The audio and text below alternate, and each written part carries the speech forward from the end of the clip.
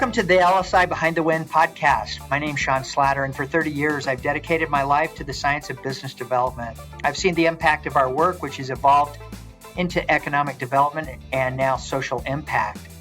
Over the last several episodes, we've talked about the Infrastructure Investment and Jobs Act and a lot of the stimulus funding and how our clients are capturing this work. And on this episode, I've asked one of our really amazing grant capture and proposal executives to join me, Mary Kay Holmes. And Mary Kay, I really appreciate you doing this. I know you're really busy with a lot of client work, and so thank you for taking a few minutes to talk with me about this topic. And before we start, I've got a lot of questions, and I think we can take this in a lot of different directions. But before we discuss some of these topics, maybe just talk about your background and some of your professional history. Sure. Thanks for having me. This is really fun. This is fun. It is fun, right? So I've been at LSI about 2 years, going on 2 years in the spring. I was working in independent grant writing. I was an operations manager for a nonprofit for a long time. Before that, I have proposal writing experience with tech companies. I worked in mobile apps for a while. I was in entertainment before that. So I have a lot of a wide variety of information to bring to the table. So Mary Kay, what drew you to this crazy world of business development and this subculture of grants? I've been involved with nonprofits for years. I do a lot of volunteer work, and I'm also a writer. So it kind of made sense to bring the two together. And when I was working at the nonprofit, when I was an operations manager, as you know, when you work at nonprofit, you kind of do everything. So I was doing, social media, I was writing grants, I was writing proposals, I was, doing everything. And I really liked it. I really enjoyed it. So I actually did some formal training at the Grantsmanship Center here in Los Angeles. And that kind of took it to the next level for me as far as winning, federal grants. And it's kind of the perfect job. I get to do it at home and uses all my skills. So, and this is what I love about you and other members of our grant team. You're passionate about this and you love it because everybody else in the world hates this. Yeah. No, proposal writing for most people is an absolute nightmare. And I'm not going to say that like writing tech proposals is a jolly experience, but it's interesting. I like doing research. I like learning about new things. So I find ways to make it interesting. And like I said, that is what I love about you and our amazing grant team. So one of the things that I think is so special about you and your capabilities is that not only are you an incredible proposal manager and writer, and you just can execute these proposals so well, you're really good at capture. And so just talk about some of your process and strategy when you look at these opportunities. You're really great at shredding the requirement and working the capture piece of this. This is really, I think, your superpower. Oh, thank you. That you take into the proposal phase. I think that writing a grant, like if we take a federal grant, writing a grant is that you have to find that sweet spot in between ticking all the boxes so that you're eligible and crafting a narrative that's intriguing. And so it's hard because sometimes you want to, go off on this beautiful tangent. I find that when I'm writing tribal grants, especially, like I really want to get into the story and the history and the culture. And, you only have so many pages and so much information you can do. So, usually what I do when someone comes to me with an opportunity is I'll break down the opportunity. What do we need to pull together? What do we need to get? I find that for clients, this is the hardest part of the process because I think a lot of people don't fully understand how much information you have to pull together to write a grant or a proposal. And so when you break it out and you say to them, okay, I need you to pull this together, tell me about this, tell me about your executive history, tell me about this, tell me about all these people, it can get very overwhelming for people. So that's, a process that I'm constantly trying to fine tune as far as helping people understand that there's no way we can get around gathering all this information. It's going to be time consuming and painful, but we can try to make it as easy as possible.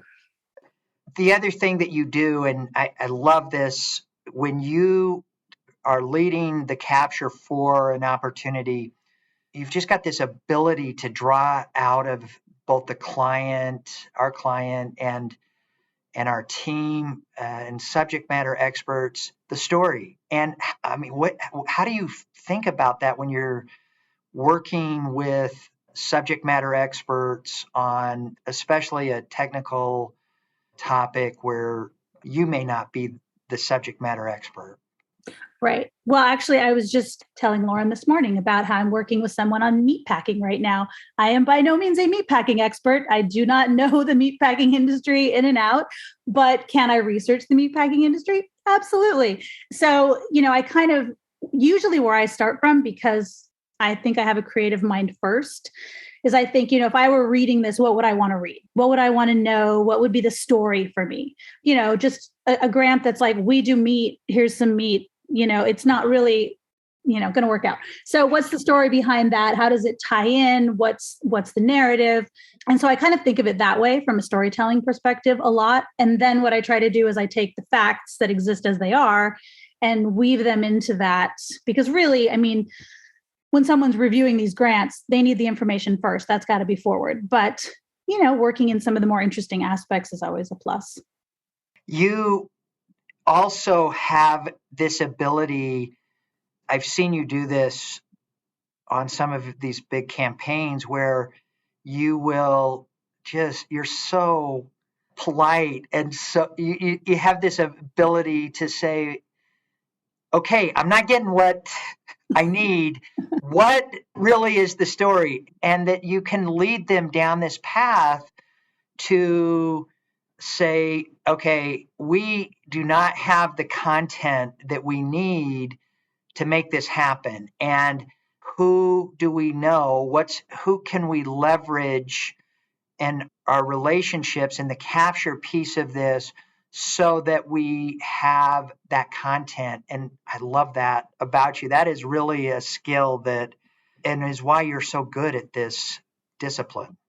I appreciate that you say that I'm nice in that. I try to be as diplomatic as I possibly can, but it can be disheartening for people too sometimes, because sometimes it's an eligibility issue. Sometimes it's, I had a conversation with an executive recently who wanted to apply for this grant, and it was really a bit of a stretch, and so ethically, I feel like you need to let people know that this is a bit of a stretch. If you can bring on these types of people, if you can team up with these people or create these partnerships, then we can work that. But really, as it exists, I had somebody call me recently, a for-profit company who wants to apply for all this broadband money that's out there right now. Well, there's not for-profit broadband money out there right now. And he told me I was wrong. And I said, okay, well, show me the opportunities where for-profit companies are applying, and of course you can team up with a nonprofit, you can team with a utility company, you can team with, there's ways to do it, but, sometimes they don't like what I have to tell them. You mentioned something that I talk with our team about a lot, and this is one of the things that I think you and I are so galvanized on is this creativity. And it really is, I think you and I have had this conversation before, that it really is this creativity that it takes to work a campaign and think about what this is going to look like on the other side of it. It's really the same type of creativity that we typically think of artists sitting down and painting, or a musician composing, or a writer doing creative writing, but it really is that same creative energy. Talk about how you approach some of these campaigns, especially in the beginning, from that platform of almost an artist's perspective or position in looking at this and envisioning what the outcome's going to be? I think as a person, I like to know a lot of information about who I'm working with. So I tend to kind of do a deep dive on the company, the people I'm working with, who they are, what they're about.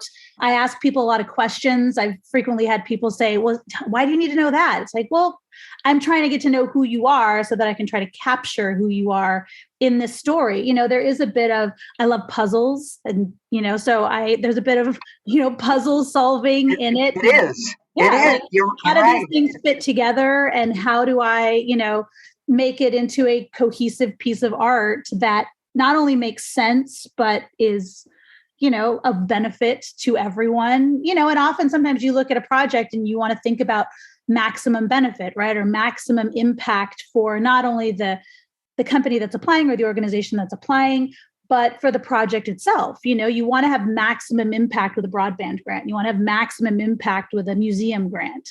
And so, how can we stretch this to have the maximum impact with it?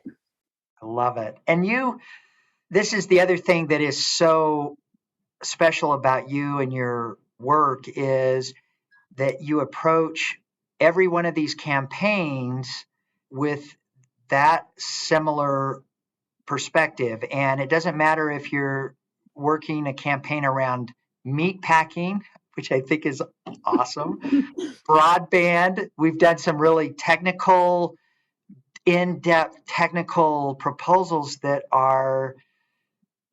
we've got these PhDs and scientists that are saying, no, this is trying to explain to us how this works and giving it this really in-depth technical narrative that we can then use and make it accessible to any reader. Yeah. And you're just so good at that. And that's really, I think, part of your expertise that you have developed in your career, taking this creative side of you, taking the ability to pull out and cull through all of this data. And if we don't have the data, how do we get that content, pull it together, and then tell this winning story? It's amazing. It's incredible. I drive people bananas sometimes when I go into a doc, and especially really technical, very, very, very intelligent people. And I say, explain this to me in plain language. Explain this to me like you're explaining it to someone who has no idea what broadband is, or who has no idea what this specific technical, area is, because that's what you have to do in a grant. You have to break it down into this plain language that anyone who's reading it can say, oh yeah, I know exactly what these guys are trying to do. I know what they're up to, and obviously they have people reading it who are much more educated than I am in those departments, but you want it to feel easy, and you want the decision to feel easy for them. And if it's so complicated and technical right up front, I think sometimes grasping what these very brilliant people are trying to do can be difficult.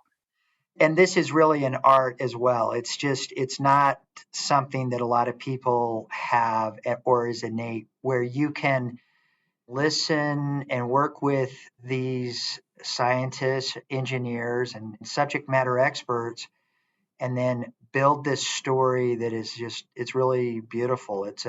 You can take the data, take these interviews, and then build out this piece of work. And that is not something that most people can do. I mean, we've worked with thousands of writers and hundreds of great capture and proposal managers. And this is really an art that you've developed in your career. And I think it's so essential to this business. Yeah, it's challenging because the artist in me every once in a while wants to scream when I put something together and then someone goes in and chops it up and changes the grammar and things like that. But I'm a little more detached than I used to be. I'm better at that. But it's hard because you do get really invested in these projects, especially the ones that go on for months and months that are for millions and millions of dollars. I'm heavily invested in these tribes getting their broadband. I'm heavily invested in these Absolutely. museums getting their funding, and I, often will check back with people, have you heard, did they get it? What's happening with, how are they using it? How's it looking? And I think about going out and visiting these museums and what that's going to look like. And, I have to kind of take a step back sometimes, but you get really invested. I think what's interesting too is, and about your style and some of the things that you've worked historically, we've always had a grant specialty, a grant capability within the company. It's as far back as I can remember, and probably even before I joined the company, LSI was working grant capture and grant proposals, but it was different. It was typically it was small dollar value. We were typically working for a nonprofit, a university, even some small government entities, but it was really low dollar opportunities. You look what's happened in the last 2 years, especially, and it's been evolving over time, but especially in the last 2 years with the CARES Act, with all of the stimulus funding, and now the Infrastructure Investment and Jobs Act, how much of these funds are being allocated to government, nonprofit, commercial entities via grants. I mean, talk about what you've seen in the last 2 years and the evolution of this concept. I mean, yeah, I wrote this year a $45 million broadband grant. It's the kind of money that as you're working on it, you're like, this is an insane amount of money, but it's so exciting because these people need it. If we're going to provide equitable access to stuff, then we have to provide this money. I mean, I've enjoyed the last couple of years, as you were saying, with the CARES Act and the Build Back Better and all these that are coming up. There is an emphasis placed on certain communities as well, nonprofits, yes, tribes, small businesses, female-owned businesses, a lot of these other types of organizations. And there's dedicated money for that, which I think is fantastic because, we're investing in Americans and our businesses. And so that's exciting for me. Like I like working on that type of thing as well. So yeah, I think that it's just completely different. It's one thing. There's another nonprofit I used to work with that does dog rescue. And, you're writing $1,000 grants, $2,000 grants, to get them. And it's great for them because they need it. But then you're writing a $45 million grant at the same time. It's kind of, it's fabulous.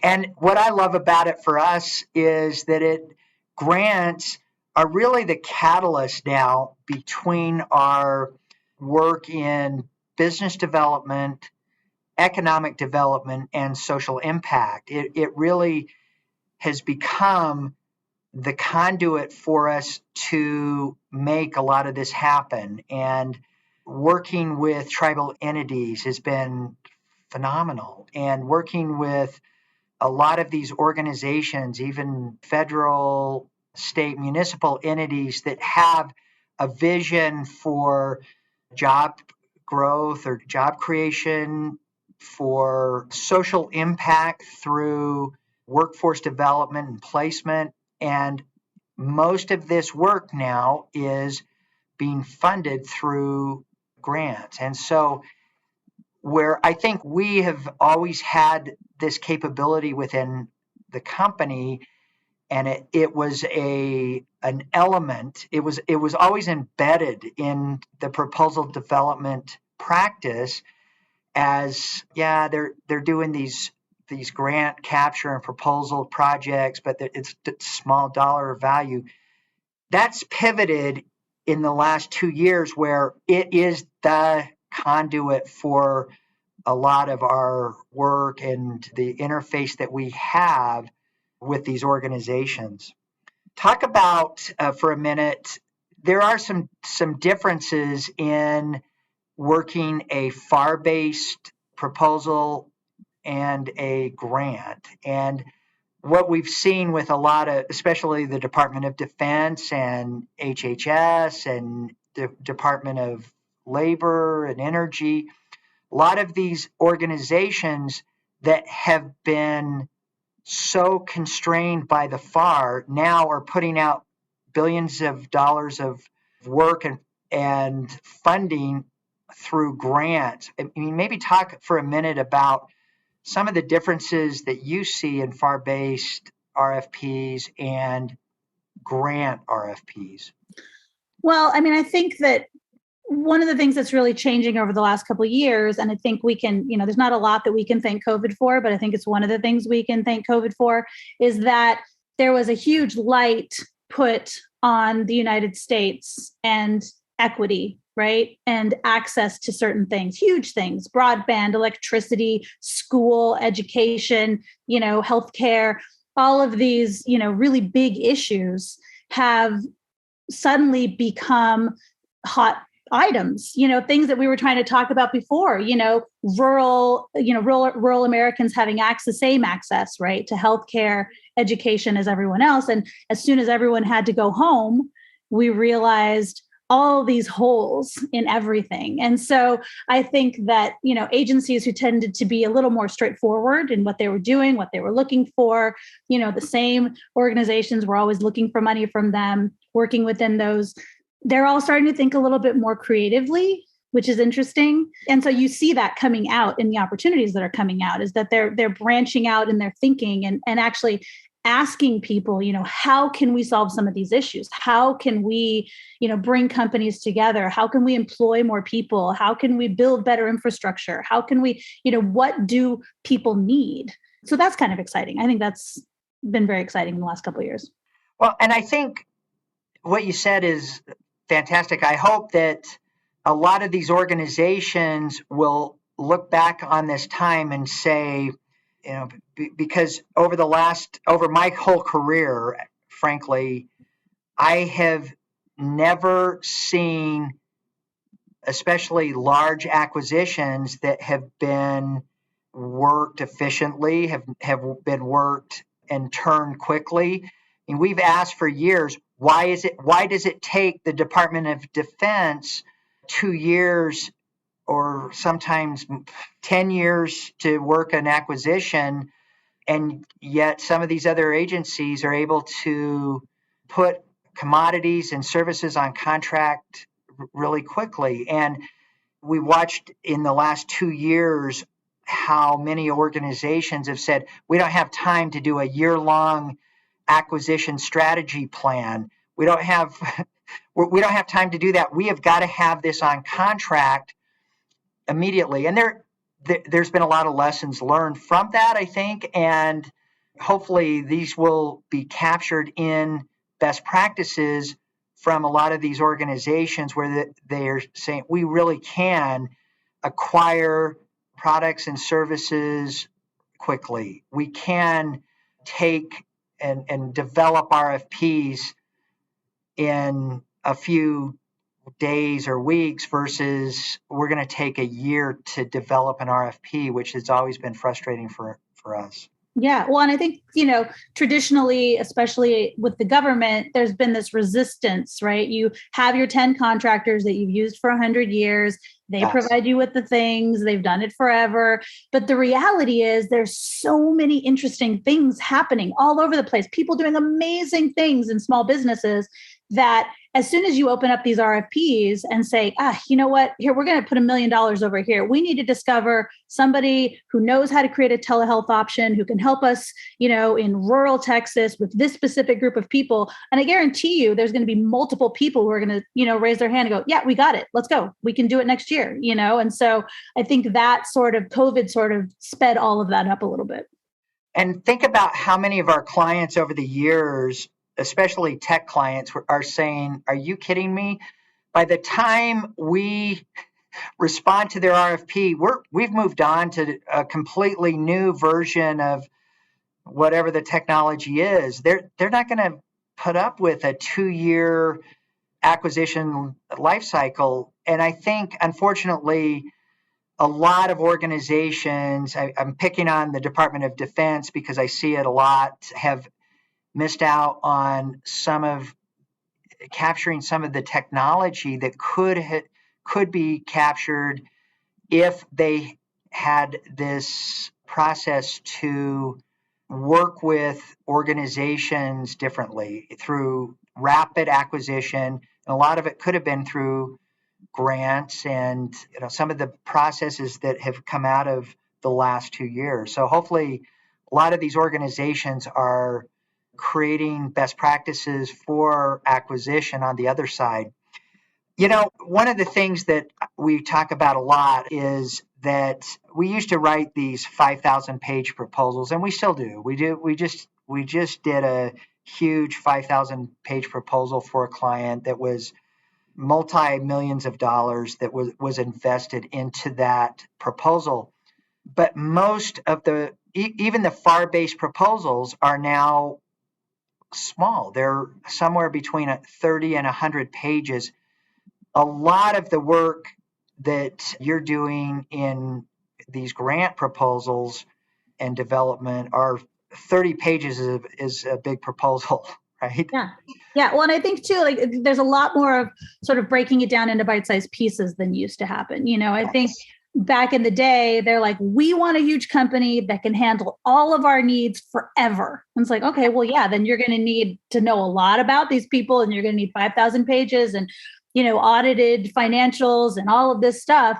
But if you break down, especially with technology, because it moves so fast, right? You break it down into, we need to do this part, we need this part, we need this part. We're forming a group of people. Let's put out 6 different RFPs. Let's review them. That's A, it's more exciting. It gives people more opportunities. But B, I think logistically also, you can get through it more quickly. I mean, how long is it going to take you to read a 5,000 page report? Nobody wants to read a 5,000 page report. No one. I don't know a single person on earth who wants to read a 5,000 page report.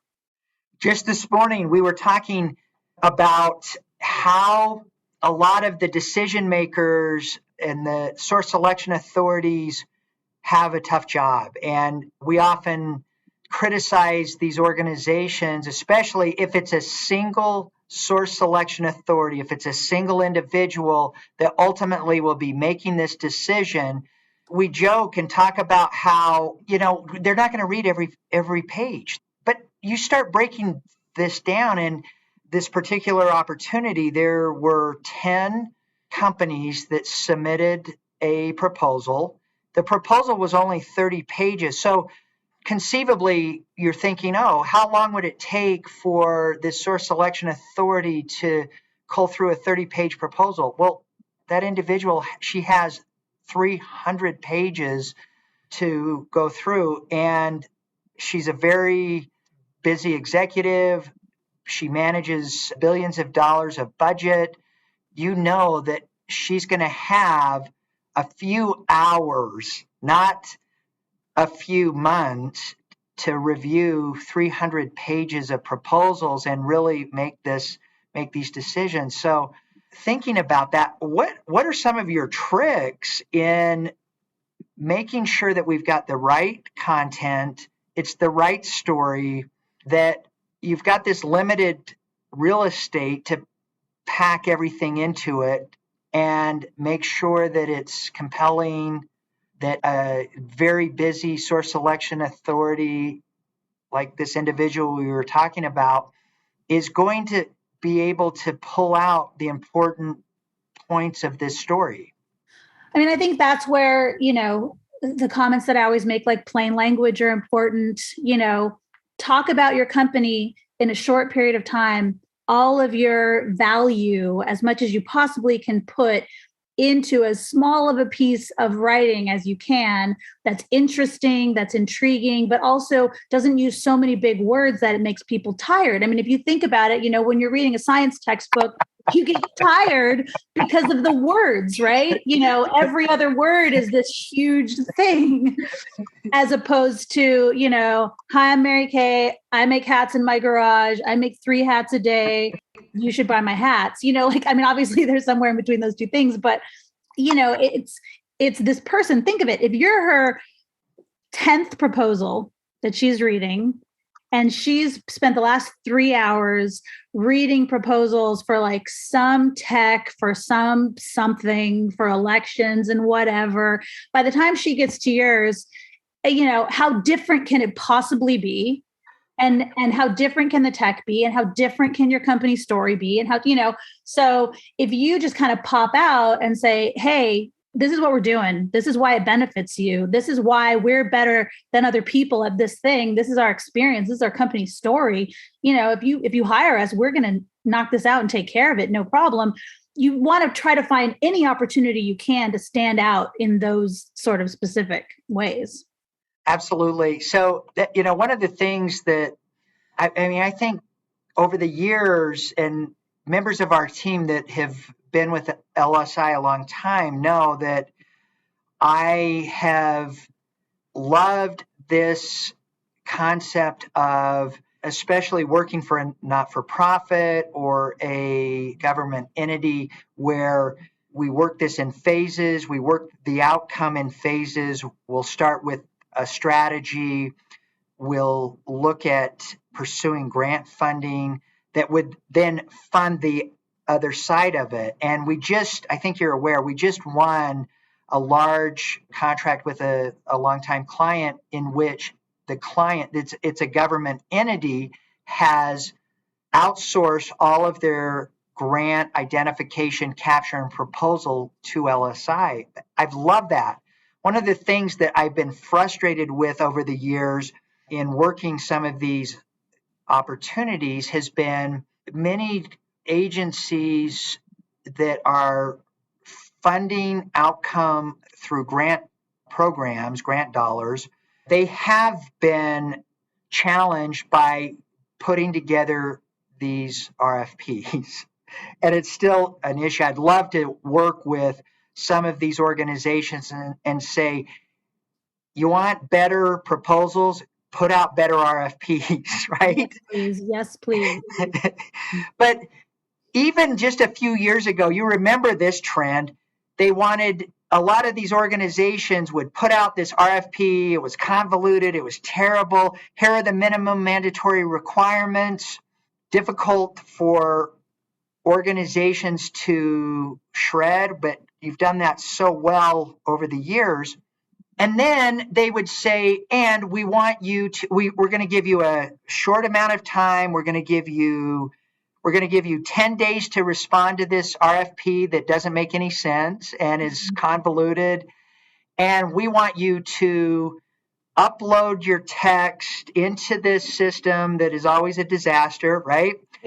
And think about how many times over the last several years, okay, it's, we're trying to upload, it's not working, there's some problem, did it upload, didn't, it was a disaster. Yeah. So a lot of these organizations have said, okay, this was nonsense, just give us a PDF. Yeah. And yeah, no, it's I've joked many times that it's a very special type of person who built grants.gov and a very special type of person who writes these RFPs, who writes them and says, yeah, this makes a lot of sense. Everyone's going to get this. No problem. Send it out. Because you read it. I mean, I have had people that I've written proposals for who send it to me and say, can you explain this to me? Because I genuinely don't understand it. And I have to read it multiple times. I have to, go research it sometimes and look into what exactly do they want and how do they want it. And, I think they do it intentionally sometimes when they know they're going to get a lot of people responding, because the reality is, especially grants.gov, there are a lot of people who are not technical in the world, many people that are not technical. And so you ask someone who's not technical to go into grants.gov and file a complicated, that's not just an upload of a PDF, but you got all the fields and the things and the sam.gov and the this, and you got to do this other thing. I've watched people just glaze over, no matter how many times I explain it to them. They're like, why do I have to do it this way? It's like, because there's no other way to do it. That's right. And that's the only answer, sadly. There's no other way to do it. So things have changed radically in the last 2 years, where it used to be a lot of this nonsense just in the proposal itself. mean, we can spend hours talking about how agencies could build better RFPs, and it's probably a business in of itself. But I think it's been interesting where historically these proposals for grant funding have been very plain vanilla. You know, you've got 2 pages for this response, and you've got, and like I said, you had to upload it to some ridiculous system. Now most agencies have, I think they've given up on it because it was so painful, and most agencies are now saying, just give us a PDF. Yeah. But we're still seeing a lot of that the mentality, the old mentality of these RFPs that will drop. You've got 10 days to respond, or in some cases 7 or 5 days even. We just did a big, I mean, it was $100 million proposal, 5 days to respond, and it was a 30-page proposal. So in a lot of these organizations are thinking, oh, it's 30 pages. I'm just going to do that over the weekend. Right? Right. Oh, don't know. Hey, I'm going to take this RFP home. I'm going to write this over the weekend. I'm going to come back with a proposal. How many times have we heard that? Oh, so many. And then they panic and there's 3 days left. Oh my goodness, we only have 3 days left and this sucks. And I'm not going to get this put together. Here you go. Right? We didn't do anything. Now it's your turn. Good luck. You've got 3 days. I got into this and oh my goodness, this is not nothing what I thought it was going to be. And I don't have the data. And what somebody thought, 30 pages, we'll knock that out. I'm going to do that after I come home from the bar on Saturday. And and then it never happens, right? Or they put together this nonsense that is just non-compliant. Right. And it doesn't make any sense. And, because there's a reason why, I had someone ask me a couple of months ago, like, well, why do we need a grant writer? And I said, well, you have to decode this RFP first. And if you can decode this and you can figure out exactly what they need and in what order they need it in, and you can tick all the boxes, maybe you don't need a grant writer. But the reality is most people are not as organized as they think they are. And I don't mean that in any kind of way. Most of us as a whole are not as organized or together as we think we are. Most of us have a very skewed vision of how long something takes, right? I think that's been proven time and time again that humans underestimate how long things take. So you look at something, you're like, 5 days to write one proposal, piece of cake. No, I could write this in a day. And you're like, I'm going to do this over the weekend. We had a client, I think you may have been on this engagement. We had a client that said, we knew the RFP was going to drop. We knew that it was going to be about 30 pages. We had been doing all of the strategy and capture with this client up front. It didn't drop. I mean, this is typical too. It didn't drop. It finally dropped when over the 4th of July holiday. Mm-hmm. And the client said, and it was I think it was a week long. The client said, I'm going to do it. The client said to us, I'm going to do this proposal. We don't need your help. And it was that story. I'm going to do it over the 4th of July weekend. I'm going to be on vacation. It's going to be great. Oh, yeah, it's going to be great. Monday morning, the client came back and said, I'm in trouble. Here you go. And turned it all over to us. Well, and then you have like the fun curveballs like we had with a client, a grant is due on grants.gov on a Monday. I always tell people they're tired of hearing this. Never turn it in the day it's due. No. Never turn it in. 3 days early minimum would be my comfort level with it. Yes. Please don't ever planning on turning it in. They held off till the last minute. Grants.gov shut down Friday to Monday for maintenance. I remember. So all of a sudden it's Thursday afternoon. People are freaking out. And I said, hey, I told you to get it in on Thursday anyway. Why are you not submitting it? I thought we talked about you submitting it anyway. Well, I changed some things and I moved this around. And then Betty's out of town and this other thing. And so I was going to submit it on Monday. And you're like, okay, well, you have 2 choices. You can submit it right now before they close, or you can not submit it.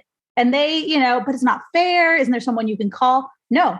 Dear grants.gov, do you care? No, they don't care. I love that story. And so I think one of the things that has become more and more critical, especially where we're in this weird phase of a lot of agencies saying, oh, perfect, I'm going to put this out, similar to how a lot of the grants have been worked historically, that we're going to cobble together an RFP in a few days. We're going to throw it out there. We're going to tell the respondents, you have 10 days or less to respond. We're going to give you one opportunity for questions. That's it. So the capture phase of this, the strategy, the capture phase is so critical. And everybody knows that this is the way these grants are being administered. You better have some of your writing completed before the RFP drops. So, how many times have we heard these clients over the years say, oh my goodness, this is just unreasonable. This is unreasonable that they're giving us 10 days to respond to this RFP, yet we've been working the opportunity for a year. Right. It happens to me all the time. I had one a couple months ago where we knew it was going to drop on a certain day. 3 weeks ahead of that, I made a doc. I said, here is all the stuff based on my research that you're going to have to pull together for this. Pull it together now. That way, put it all here in this folder, give me this, answer these questions. That way, when that drops, we can tweak these a little, we can write this, and we're good to go. They never do it. It's never there. It's not done. The thing drops. And then they say, well, I didn't realize that this, when you gave me this, that this all had to be done. I thought it was just stuff that we might need to pull together. It's like, on what planet is it, baby? I said, yes. I said, do this, but. So here's advice for all of our clients and everybody that's now scrambling to work these proposals.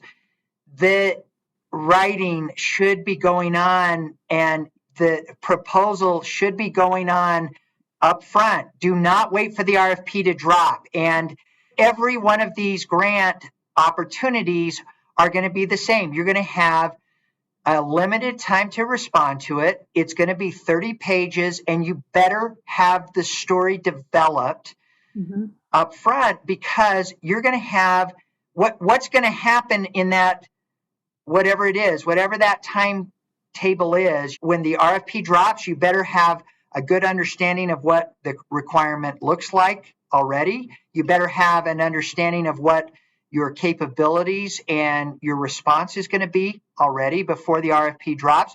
You better have most of the text written. And so when the RFP drops and you've got 10 days to respond, what are you doing? You are doing the details over the course of that 10 days, not starting from ground zero to write your response. You've got it written, and your win rate is going to go up exponentially if you're in that position. If you bring the proposal team in at the capture phase, not we're going to bring the proposal team in when the RFP drops. Yeah, no, I mean, for a while when I was being brought in initially on projects, they bring me in once they've done the capture, once they've done the initial interviews, they've done all these conversations, they bring me in just to write it. And I would show up and say, yeah, you guys, you don't even have 50% of what you need to write this. So I started, requesting, like, bring me in right at the beginning. Let me, even if I don't talk, let me just listen. Let me sit on the first calls. Let me read, the emails that you've shared with them. Let me pose some questions to the executive that they can put out there, because the reality is, like, I can't tell you how many times we've got held up on, you need a letter of support from somebody for this project. Easy, something easy to get. And they say in the beginning, oh yeah, we can get that, no problem. 2 days before the grant is due, they're like, Joe hasn't sent me the letter of support yet. It's like, I told you to get that 6 weeks ago. Like, why? Well, he was out of town, and this grants.gov doesn't care. They don't care. They don't care. It's, I think what happens is there's an underestimation of the value of someone saying, I'm trying to help you get organized, and you have to trust me that I know how this process works. You just have to trust me. And I know you don't know me. There's no reason for you to trust me other than that I'm telling you should trust me. If I send you a Google Doc with 30 things you need to pull together, in the next 2 weeks, just pull them together. Just pull them together. Do it. Because the reality is, say we don't go for that, and someone said to me recently, well, what if I pull all this stuff together and then we don't even apply? Well, guess what? It's all pulled together and you're ready for the next one. You're ready for the next one. Right. You're ready for the next, and being ready with these, RFPs that are coming out, like you said, and giving you 5 or 10 days. I have clients who are ready to go. And so anytime something comes out, they're like, oh, let's go for that one. Absolutely. And I have other clients that are like, well, now we're thinking the project maybe should be this. It's like, okay, well, then we're not going out for this one because you don't even know what your project is. So my frustration with that is twofold. One is we have longtime clients that we've worked with for 20 and 30 years. And what they have forgotten, either because of turnover and there's no institutional knowledge or for whatever reason, they've forgotten that we historically would work capture and proposal concurrently, that for a large $1 billion, $2 billion, $5 billion opportunity, that would start 2 or 3 years in advance of the contract award. And sometimes we would have proposal teams of 20 people, 30 people working for 2 solid years to build out these proposals. They've forgotten that era, right? And working closely with the capture team to pull the information out from the customer, whoever that is, whoever that decision maker is for that contract award or grant award. And now, unfortunately, what's happened is because this cycle has changed where RFPs, now you don't have years to respond, you have days to respond. And people have forgotten that, oh my goodness, I needed to have invested all of that money up front in the capture phase, and in addition, pull the proposal team in way in advance of the RFP so that it's this collaboration. It really is this choreographed dance between working against the strategy, but it's really choreographed between the capture team, the proposal team, and leadership in the organization to make sure that this happens. So, I mean, that would be some advice I would give to organizations who either have forgotten that or, and we're going to talk about this for a few minutes, there's a lot of organizations right now that are pursuing grant funding. They have never had to work a grant capture or a grant proposal development campaign. So maybe talk about, I mean, that I think that advice that you and this discussion you and I just had is a great place to start. But I mean, what kind of advice would you have for an organization? Maybe it's a government organization, or maybe it's a university, or maybe it's typically universities are good at pursuing grants, but maybe, I mean, here's what I think is interesting. What if it's a for-profit Fortune 100 company pursuing a grant? What kind of advice do you have for organizations that are not used to pursuing this kind of campaign? I'm going to speak to something that I've discovered recently with someone I've been working with. I find that there's a huge disconnect between the big picture CEO and then Joanne, who's pulling together all the information, right? Really? That's shocking. That is shocking. So you get on a call with Mr. Big Picture, and he's like, here's what's going to happen. We're going to change the world. Call Joanne. She'll get you all the stuff you need. Joanne, by the way, is under 5,000 files from the last 20 years, doing everything, including the dishes and ordering paper towels. And you call Joanne, you're like, hey, Joanne, I just real quick need you to pull together, audited financials and put together a budget. And I need resumes for all these people. And can you give me an executive summary? Oh, and by the way, and her head is literally going to spin on her body. So I think that, you and I have talked about this, like expectations of who does what, and also, there is huge value in big picture, obviously, but I've discovered that big picture person does not like a lot of the questions when you say, okay, big picture person, how does this offer value to this specific group of people? Or how do you translate this big picture thing into a timeline and milestones and deliverables? That's the big one. Right? Exactly. And so and they go, oh, no, just, she'll handle it. Don't worry about it. She's got it. And it's like, she doesn't have it. She just absolutely does not have it. Not only is it not her job, but it's, and so you get on these calls and you're trying to distill this big picture into, something that's really tangible. That is very challenging for a lot of people, and understandably so. I don't blame anyone for that. I totally get it. Everyone's brains work differently, but I think that that's where a lot of the frustration that I find that I run into with people when I say, that sounds great. How long is it going to do it? Who's going to do it? Who's going to do the work? Right. Who's going to do the work? How long is it going to take? How much is it going to cost? Right. What is the money going to go for? Which is another thing that people are like, well, we're going to use the money for research. Okay, well, what kind of research? Are you paying university students? Are you hiring an economic development strategist? Are you, do you have a laboratory somewhere that's ready to go with this? What does that mean? And we'll find them. Well, no, you can't tell a government agency, listen, they got it covered. It's going to be fine. Don't worry about it.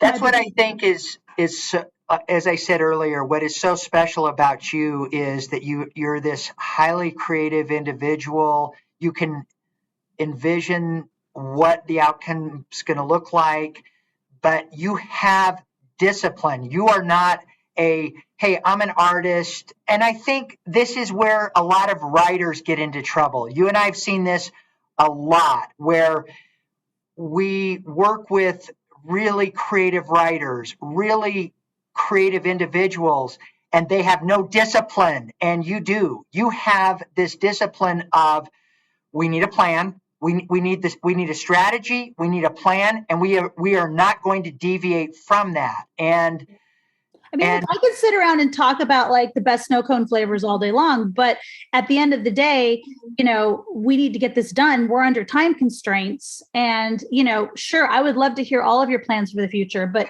can we talk about just this one thing that we're doing, and then we'll have lunch and we'll talk about those other things another time. When you're not paying me, by the way, to be on the phone with you. Amen.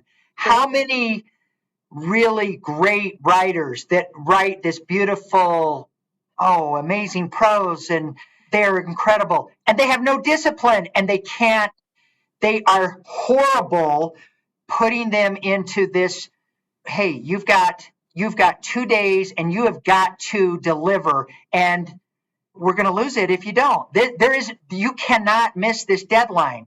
Here it is. And they can't do it. And I can't tell you how many times I've had this conversation. No, it's fine. I'll call the USDA and I'll tell them it's going to be a week late.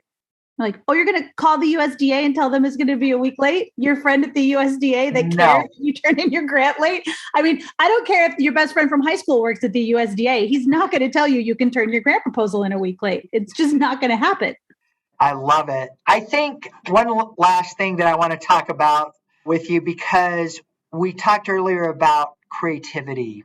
And one of the things that I have been enamored with in my career and working with individuals that have the ability and discipline, and I really think it's both. I think it's the ability to be creative and the discipline to make it happen when you don't feel creative, when you have a limited time to be creative. And, sometimes I see this, you see this a lot too. I see this oftentimes where there's some magic that sometimes happens where, okay, we're going to pull this together and we're going to work 20-hour days, and this team is really cohesive, and we see some magic that happens, right, in that. But what you do, what we do in our industry that is so unique is, it's easy to sit down and be creative to paint or write or compose or whatever your art is when you feel great and you feel you're ready to be creative. And you have all the time in the world. How do you get over that when you've got 2 days to respond and you have got to make this happen and you've got to be creative? What are some of your tricks that you do to make that happen?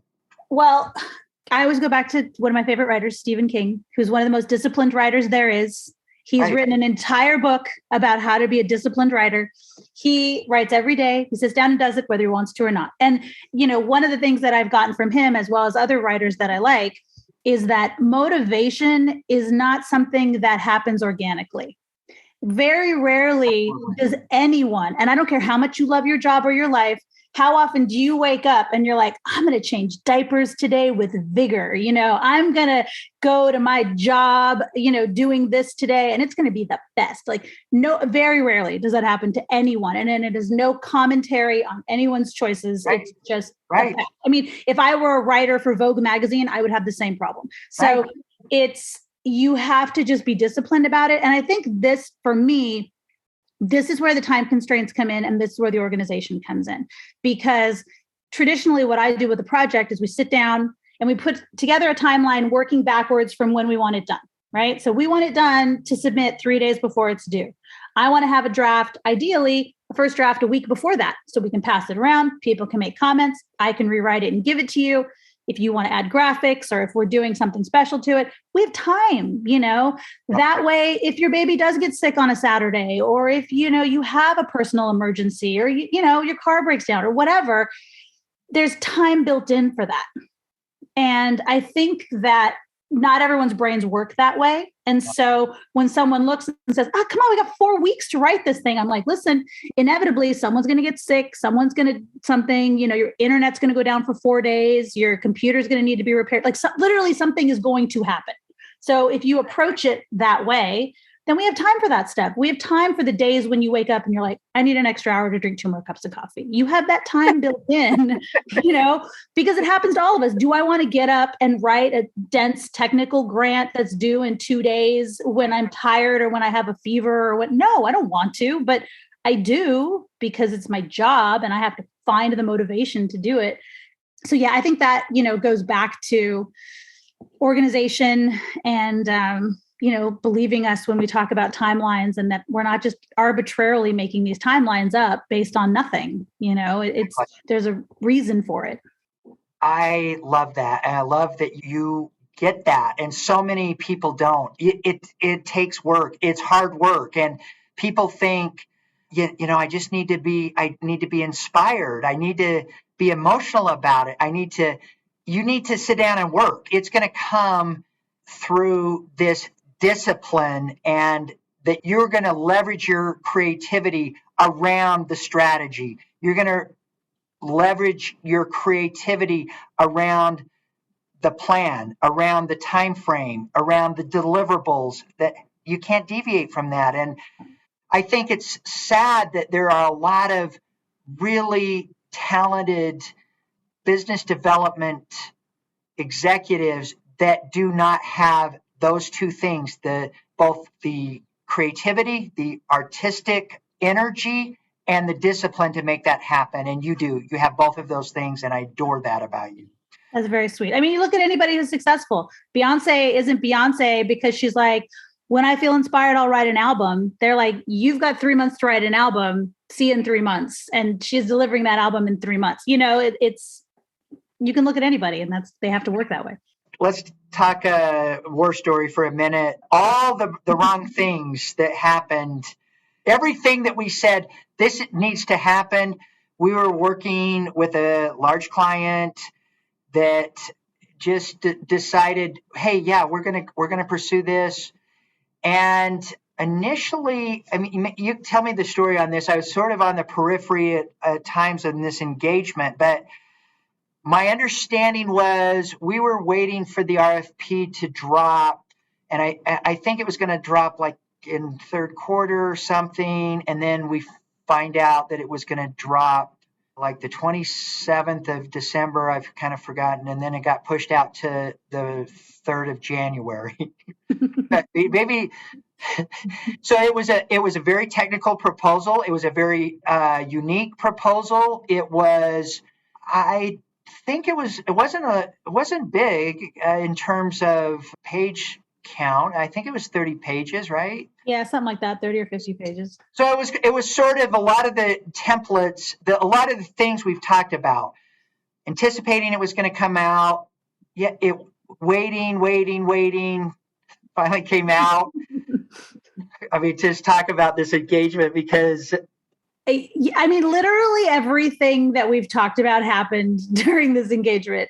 It was, I got a call. We have this client. They want to do this thing. Great. I Googled them. By the way, there's no information about these humans anywhere on the internet. They're a tech company. There's no information anywhere in the world on these people. So I'm like, interesting. Get on the phone with them, asking them questions. There was a lot of well, why do you need to know that? Why do you need to know that? Well, we don't want to share that information with you. That's private. Okay, well, I can't write this without sharing information. So there was a lot of extraction issues, as I call them, trying to get them to share information with me. There was also a very poor understanding of how writing a proposal goes. And it was kind of the way that it started out was I got an email from one of the financial people who wasn't even involved with the tech, who said, hey, here's your go ahead to get started on the grant. Let me know when it's done. And I was like, I'm sorry, the grant, I have zero information. I don't know anything about what we're doing. So that was a challenge. I think one of the bigger problems we ran into with them was they didn't really understand what they were going after the grant for, what they were going to do with it, what the money was. I think they also didn't have a full understanding of their product. And then there was all kinds of organizational issues. I would make a doc in Google Docs. They would delete the doc. I would remake the doc. Someone would go in. I wrote a first draft. They emailed it to someone completely unaffiliated with the project who I didn't even know who they were. And I was in the doc one day and all of a sudden this person shows up and they're like deleting things and adding things. And I'm calling like, who is this person? Why are they in my doc deleting things? What is happening? I mean, it was like a perfect storm of all the things. And, we were on the phone on Christmas Eve. We were on the phone on Christmas morning. And, there was a lot of I'm good to work on Christmas. So don't worry. I'll call you tomorrow. I'm fine to work on Christmas. So don't worry about me. I'm like, yeah, but what about the rest of us? The rest of us don't want to work on Christmas Day. So it was literally a perfect storm of everything we talked about. They didn't want to do the preparation. They didn't want to answer the questions. Oh. They didn't want to pull together the information. Right. There was a lot of challenging of things, well, yeah, you don't need that. You don't need that. No, I don't need it. I actually do. It says right here that I need it. Well, I'm not going to send you my resume. I don't want you to have my personal information. You want me to apply for a federal grant for you, but you don't want me to know your address? Then we have a greater issue here. If you're worried about me having your address. So that, it was a lot of that and a lot of very long phone calls and a lot of late night, 10 o'clock, 11 o'clock at night. Hey, can you hop on the phone right now? Christmas Eve, New Year's Eve. So just not a lot of understanding of the process. And no matter how many times I sort of explained to them, this is what we need to do. This is how this works. They really felt like they knew how to do it better than we did. And that was frustrating for everyone involved. I mean, I can only imagine how frustrating it was for them, looking back on it. Yeah. I'm sure they just wanted to scream at me a million different times. But because you get tired of someone saying, send me your resume. Send me your resume. Can you send me your resume? Can you send me this? Can you tell me what year your company was founded? What year was your company founded? And at a certain point, they're like, stop asking me that. I'm like, well, I'm not going to stop asking you until you tell me because I have to put it into this thing. I'm not asking you for my health. I'm asking you because it's part of the thing. So it was a perfect storm of just so many issues. And I am so appreciative of you and the team.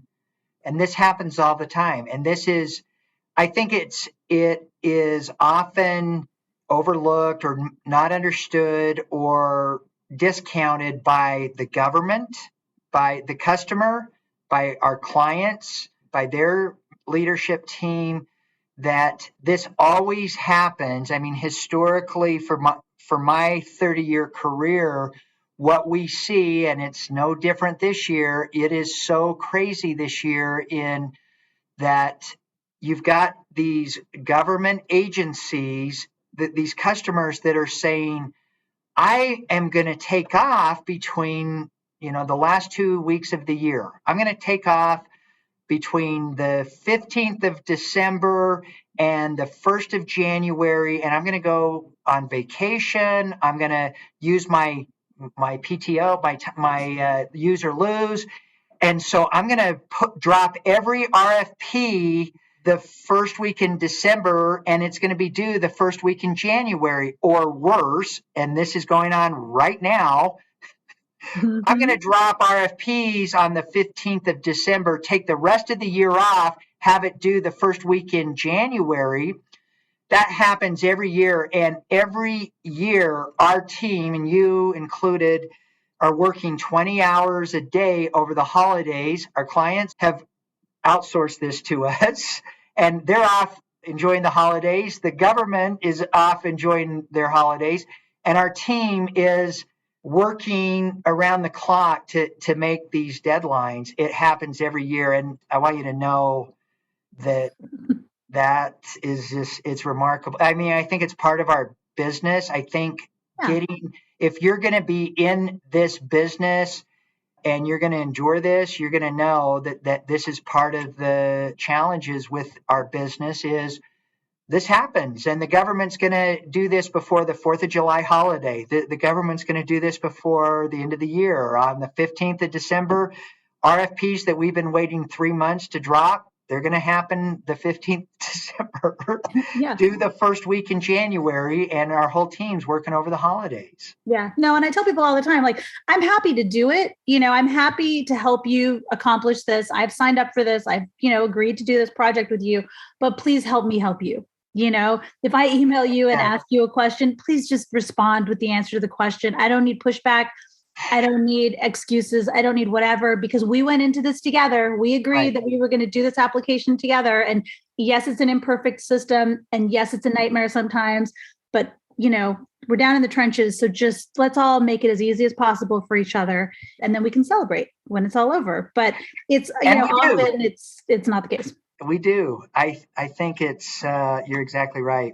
As we wrap this up, I've got a few other questions for you. We, as a company, working in collaboration with a lot of our clients and even the government, even a lot of our government customers, our various agencies, they're trying to sort through this $4 billion that has been appropriated for job creation, primarily around all of the different stimulus projects. We talked about a few of them, CARES Act, and the big project now is that we're focused on is the Infrastructure Investment and Jobs Act.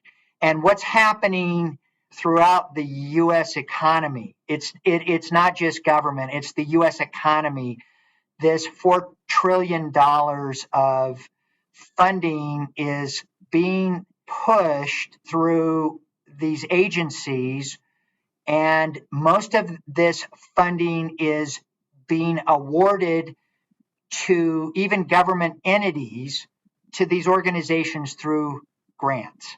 So if you're a state entity and you need to or have a strategy to pull in some of this funding, this $4 billion, what's going to happen and it already has, it's already started to trickle out. That end of year push is going on now, even with the new funding. You're going to need, as a government entity, as a nonprofit, as a university, as a Fortune 500 small business, tribal entity, whatever the organization is, you're going to receive an RFP, or you may not even know about it.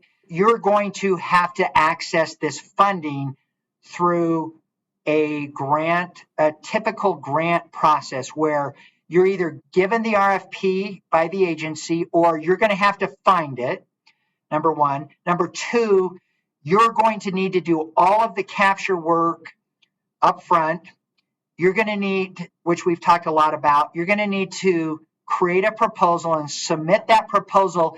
And we are seeing this now, and you'll see this for the next several years as they work through spending this $4 trillion, that you're going to see this RFP that is not going to make sense. You're going to have 10 days to respond. If you get 30 days, that's going to be a lot. Yeah. How would you recommend that these organizations work through this? Because it's a lot and it can be overwhelming. Yeah. No, I mean, I think there's a few things you can do. Number one, if you don't have a grants.gov account, a sam.gov account, go register for those immediately. The queues can take a week, 2 weeks, a month, 2 months. Yep. So you want to have all that in place. Doing that. Sorry, you do not want to be doing that the morning of the proposal going in. It's not going to happen. You're going to lose. You're going to work. I've been there, and people are crying on the phone because they were on the phone at grants.gov for 3 hours. And the lady, listen, I always tell people, grants.gov is the DMV. It's the DMV. You walk into the DMV and like cry because you need a driver's license tomorrow, or tell the government, like, I'm going to go on vacation. Can you make me a passport in 24 hours? You can cry all you want. The DMV does not care. Nobody cares. DMV. It's the DMV. So think of grants.gov as the DMV. Just go do your stuff. Fill out the forms, get your accounts. It's annoying. Right now. Literally right now. Because also the sites go down. Stuff gets messed up. If there's a huge influx of applications, the site goes down. They are looking like they're doing monthly maintenance. I saw a schedule recently where they're going to start shutting down for 3 days a month, which are going to be the 3 days before the biggest things are due. And it's going to screw all kinds of people up. Perfect. So do that. Number one, do that, period. That's what I tell everybody right up front. And everyone goes, yeah, it's fine. I think I have one of those. No. I don't think. Go log in and see if you have it. Number two, figure out what you need money for. What do you need money for? What's your biggest problem? Is your problem that during COVID, no one had access to things because you don't have broadband, and 50% of your, population lost their jobs, and nobody had access to healthcare, and you have a huge percentage of your population is over 75. And, there's all kinds of things that you can look at in your community that need attention. And what's the best use of money to attack those items? Do you have environmental cleanup that needs to happen? Do you have, waterway issues? Do you have roads? Do you need to create jobs? Do you need whatever? Figure that out. And if you want to come up with a list, like, we were talking with the municipality recently, and I said, make a list of 10 things you guys want to do. 10 things that are, pie in the sky ideas that you have, that you want. Fix this railroad and do this and whatever, this building, this museum, fine. Write it all down.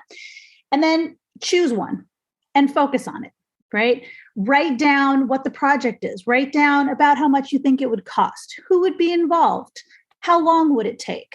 And I think that if you have just that basic framework in place, those are the things that almost 100% of the time are the holds up with grants. How long is it going to take? I don't know, 2 years, 3 years? Something like that. No. They want to know, the one that I'm writing one for the IIJA right now, they want to know month by month for 4 years, what's happening each month. That's right. So you need to think about it from that point of view. And sometimes maybe you'll be writing a really simple grant. You want to write a grant for your municipality to hire a grants manager, a grants writer, and an economic development specialist. The money's going to go for their jobs for 2 years. Great. That's nice and straightforward. Easy. We can work with that. But if it's building out some, huge structure, if it's doing this, it's moving a waterway, whatever, those things that come. So I would just say, like, the really boring stuff, honestly, is the stuff you should put the most time into. Absolutely. And now, do it now. Now, like right now, just have it ready to go. I mean, you're having internal meetings all the time anyway. Just take 10 minutes at the end of a meeting. Hey guys, if an opportunity were to come up, what are our top 5 priorities, either for our business or in our region or for our organization? What do we wish we had money for? Okay, we wish we had money for these 5 things. Great, write them down. Spend a little time breaking them out. And also, if you need help with that, that's what we're here for. I can help you break all of that out. Any number of people at LSI can help you break that out. Because sometimes you don't know what you don't know. right? And that's one of those parenting things you say all the time to your kids, like, you don't know what you don't know, right? So that happens. People think they know how this process works. You don't. If you haven't done it, you don't know. This has been fun. I've got some other things that you and we ought to talk about at a future discussion. I know that you're super busy right now, but thank you so much for doing this recording with me. And I think it is so interesting to see this evolution and what's happening now with organizations that have never pursued grant funding and seeing them try to feel their way through this. And I love that you said, if you need help, call us. We will have a team that can do all of the strategy itself, the capture work, the proposal work, and even the execution of it in a lot of these projects. And it really is the conduit. It is the conduit for whatever it is you're trying to accomplish, whether you're a government entity, a not-for-profit, a university, a Fortune 500 company, a startup. This is your conduit to help you accomplish what you need to accomplish. And yeah. Well, I think, as humans too, just like as a final thought, most people are not good at admitting that they don't know how to do something. And they're even worse at asking for someone to help them with it. So if and especially when you're talking about people who own billion-dollar corporations, right, they're not going to say, I don't know how to use Microsoft Word. Also, can you help me do this thing? It's going to take so much for them to do that. And honestly, I think there is no shame in asking for help, in my opinion. Admitting that you don't know how to do something or don't know how something works or that you need help with it is one of the most intelligent and organized things you can do. Absolutely. Because you're self-aware. You're like, you know what? I don't know everything. I'm really good at this. I'm going to bring someone in to do this. And some of the most successful people in the world, that's why they're successful. They don't try to do it all. You can't do it all. You have to outsource stuff. So, look at the situation, admit you're not quite sure how to do it, bring in some help, get it together. Ta-da, much easier. We work with a big client. It's a state entity that has responsibility for all of the state's economic development. It all runs through this organization. And the director, she's an amazing individual. The director of this organization reports directly to the governor of this state. She is personally working through this, she knows this is her responsibility and she's doing the work. She's got a huge team. She's got billions of dollars that she is responsible for and reporting back to the governor that she's personally going through trying to pull down these opportunities. And we said to her, stop. This is how we're going to help you. She's just pushed all of this to us now, which is... Yeah. Because it leaves time for you to do the other things. If you're the big picture guy, go be the big picture guy, Right. You've got a day job. You've got a day job that you need to be focused on. Yeah. And that's what you're good at. And this is what I'm good at.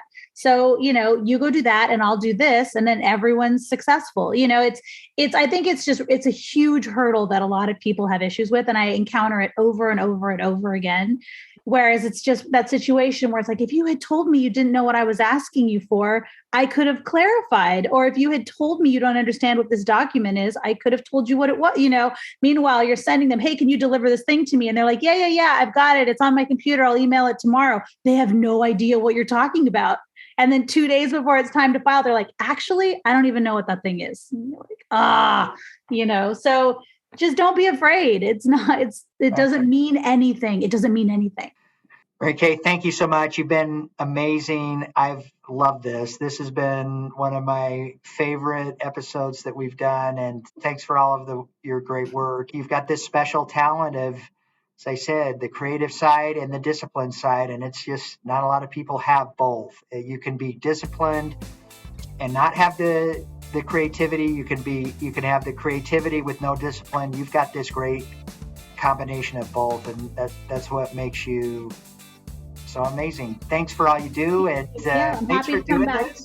Anytime, have me back. Okay, we're gonna do this. We're gonna do this again. Let's get through the end of year push, and then we'll reconnect. That sounds great. Thanks, everyone. If you have interest in anything we've talked about, please Connect with us through the episode notes and we'll get back to you.